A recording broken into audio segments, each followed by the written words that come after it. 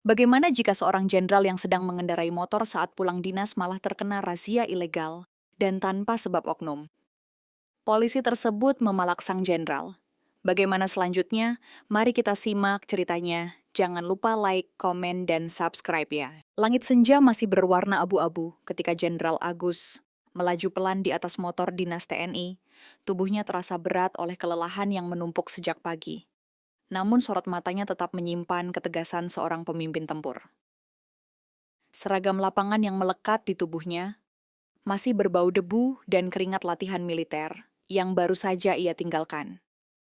Setiap lipatan kain menjadi saksi disiplin dan tekanan tanggung jawab yang ia pikul sepanjang hari.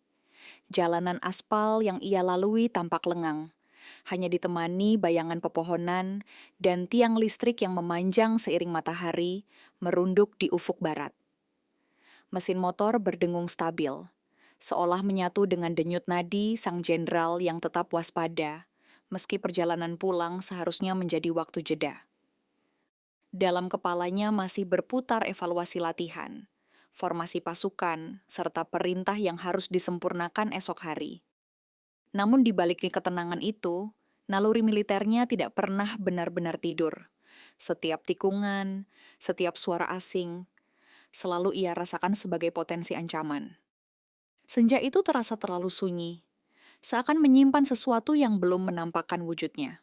Deru mesin motornya terputus mendadak ketika cahaya senter menyilaukan mata dari arah depan, memaksa Agus refleks menurunkan kecepatan. Sinar putih itu datang tanpa aba-aba, menusuk pandangan seperti interogasi mendadak di ruang gelap. Sebuah tangan terangkat memberi isyarat kasar untuk menepi. Gerakannya kaku dan tidak profesional, jauh dari prosedur resmi yang biasa ia kenal. Jalan tempat, ia dihentikan tampak ganjil. Tanpa rambu razia, tanpa kendaraan patroli yang layak, hanya beberapa orang berdiri di balik bayangan, menciptakan suasana tidak nyaman yang langsung ditangkap insting militernya. Agus menepikan motor dengan gerakan terukur. Bukan karena takut, melainkan karena ia terbiasa menghadapi situasi tak terduga dengan kepala dingin. Suara angin malam mulai menyusup di sela pepohonan, membawa hawa dingin yang membuat suasana semakin mencekam. Keheningan itu terasa berat, seperti jeda sebelum sesuatu yang lebih besar terjadi. Di titik itu, perjalanan pulang tak lagi sekadar rutinitas, melainkan berubah menjadi ujian kesabaran dan harga diri. Dari balik gelap, seorang oknum polisi bertubuh sangat gendut melangkah maju, langkahnya berat dan lamban, namun sikapnya dipenuhi keangkuhan yang mencolok.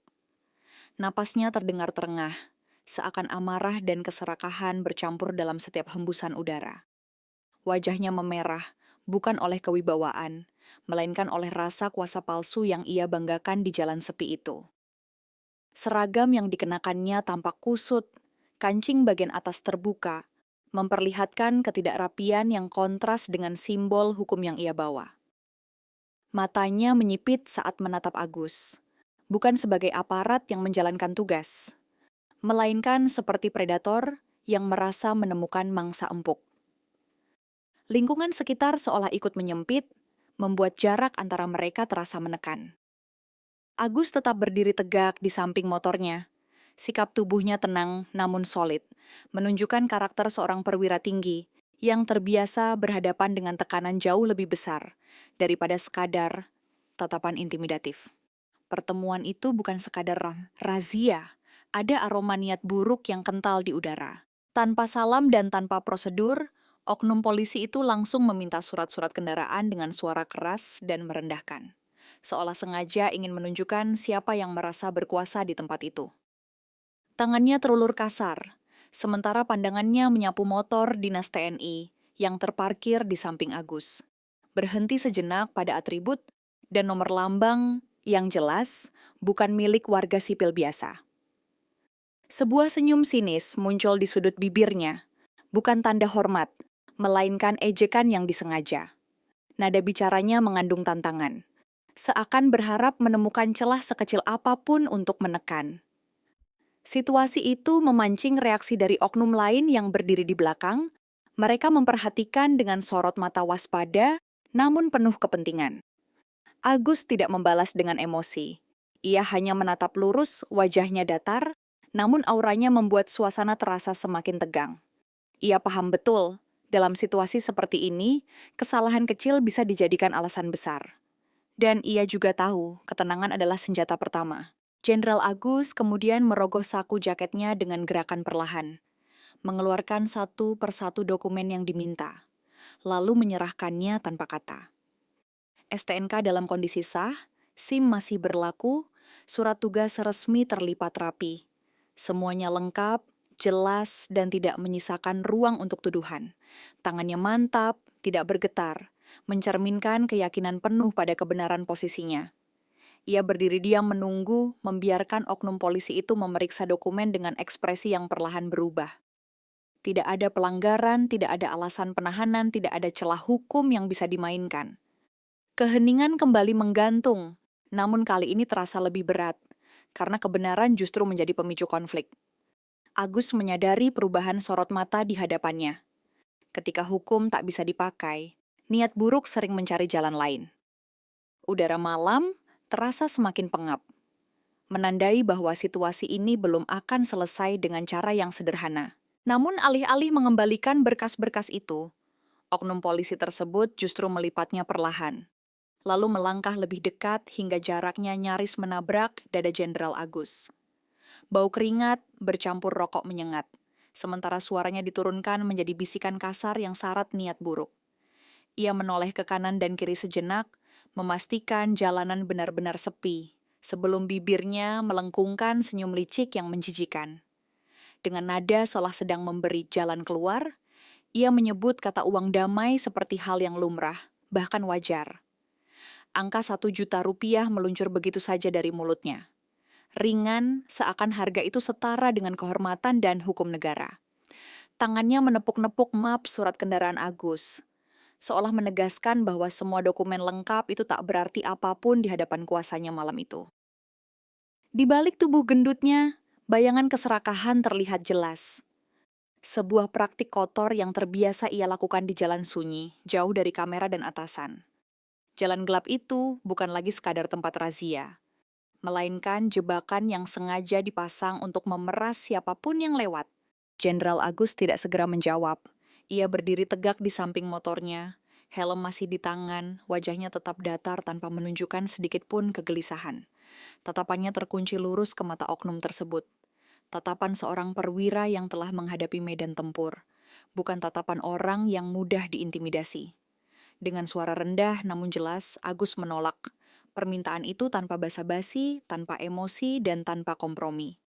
Tidak ada ancaman, tidak ada teriakan, hanya satu kalimat singkat yang tegas dan final. Penolakan itu terasa seperti tembok baja, dingin dan tak bisa ditembus. Agus mengingatkan bahwa ia tidak melakukan pelanggaran apapun, seluruh surat lengkap dan tidak ada dasar hukum untuk permintaan tersebut. Sikapnya tetap sopan, namun wibawanya menyelimuti suasana, membuat udara terasa semakin tegang. Ia berdiri sebagai simbol disiplin dan kehormatan, menolak tunduk pada praktik kotor yang mencederai seragam negara. Dalam keheningan itu, hanya suara mesin motor yang masih hangat dan angin malam yang berdesir pelan. Penolakan tersebut seketika mengubah raut wajah oknum polisi itu. Senyum licik lenyap, digantikan ekspresi merah padam yang dipenuhi amarah dan rasa tersinggung. Baginya, penolakan itu bukan sekadar jawaban, melainkan penghinaan terhadap kekuasaan palsu yang selama ini ia bangun di jalanan gelap. Napasnya memburu, dadanya naik turun cepat, sementara suaranya meninggi dan mulai menarik perhatian rekan-rekannya yang berdiri agak jauh. Kata-katanya berubah kasar, nada bicara tak lagi berbisik, melainkan meledak penuh tekanan dan ancaman. Ia melangkah maju satu langkah lagi, mencoba mendominasi ruang, seolah ukuran tubuhnya bisa menggantikan otoritas yang seharusnya ia miliki. Tangannya mengepal, urat leher menegang, dan matanya menyala penuh emosi tak terkendali.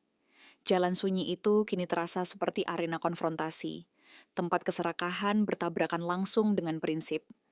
Jenderal Agus tetap diam, tetapi keheningan sikapnya justru membuat kemarahan oknum itu semakin liar. Dengan gerakan tiba-tiba, oknum polisi itu berbalik dan meraih sebuah botol plastik dari balik meja razia darurat yang mereka pasang sembarangan. Cairan di dalamnya bergoyang, memantulkan cahaya lampu jalan yang redup, cukup jelas menunjukkan apa isinya. Ia mengangkat botol itu setinggi dada, menggunakannya sebagai alat intimidasi terakhir. Ancaman pun dilontarkan dengan suara lantang, menyebut motor dinas negara sebagai sasaran pelampiasan amarahnya. Tangannya bergetar bukan karena takut, melainkan karena emosi yang meluap-luap dan kehilangan kendali.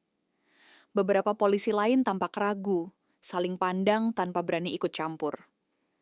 Situasi berubah dari pemerasan menjadi bahaya terbuka, sebuah garis yang seharusnya tak pernah dilewati oleh aparat penegak hukum. Di udara, aroma bensin mulai tercium samar, bercampur dengan ketegangan yang menekan dada siapapun yang menyaksikan.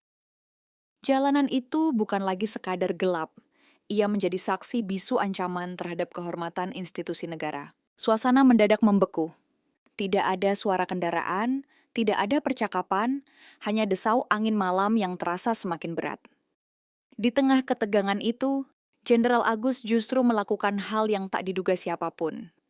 Ia turun dari motornya dengan gerakan tenang, terukur, seolah ancaman barusan tak mampu menggoyahkan sedikit pun kendali dirinya.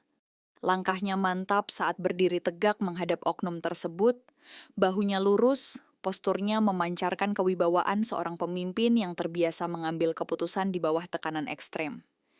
Matanya tidak memancarkan kemarahan, melainkan ketegasan dingin yang jauh lebih menakutkan. Keheningan sikapnya menciptakan tekanan psikologis yang membuat tangan oknum itu kembali bergetar. Kali ini bukan karena marah, melainkan karena mulai menyadari bahwa ia sedang berhadapan dengan sosok yang salah. Malam itu, jalan gelap tersebut menjadi titik balik. Tempat di mana kesombongan dan penyalahgunaan wewenang mulai menemui konsekuensinya. Dalam sepersekian detik yang menentukan segalanya, Jenderal Agus bergerak tanpa aba-aba. Tangannya lebih cepat dari dugaan siapapun, merebut botol bensin itu sebelum ancaman sempat berubah menjadi aksi. Cairan berbau tajam menyiram seragam oknum tersebut, membuat tubuhnya membeku oleh kesadaran mendadak bahwa kendali telah berpindah tangan. Di mata Agus tak ada amarah berlebihan, hanya keputusan dingin seorang prajurit yang telah terlalu lama melihat kekuasaan disalahgunakan. Jalanan yang tadi sunyi kini terasa seperti medan pertempuran tanpa senjata, di mana satu kesalahan kecil bisa mengakhiri segalanya. Kepanikan menyambar seketika. Nafas oknum polisi itu tersengal, suaranya tercekat, sementara ancaman yang baru saja ia lontarkan runtuh menjadi ketakutan mentah. Ketika api dinyalakan bukan untuk melukai, melainkan sebagai peringatan nyata, jarak antara kesombongan dan kehancuran terasa begitu tipis. Cahaya kecil itu cukup untuk menyadarkan semua orang bahwa garis telah dilampaui. Tak ada jeritan kesakitan. Yang ada hanyalah ketakutan telanjang dari seseorang yang akhirnya menyadari bahwa kekuasaan palsu tak akan menyelamatkannya. Teriakan panik memecah keheningan malam. Bukan karena luka, melainkan karena runtuhnya rasa aman semu.